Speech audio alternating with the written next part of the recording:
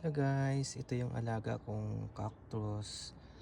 Ayan, nagkakaroon na siya ng mga bagong tubo siya guys. So, kasi dati namatay siya. Ayan, nagsasalingsing na siya.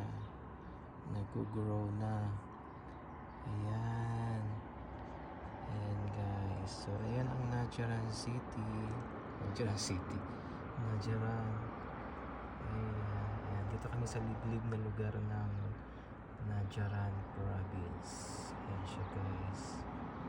It's a Ramadan time kaya wala siyang masyadong sasakyan, walang tao naglalakad kasi mainit.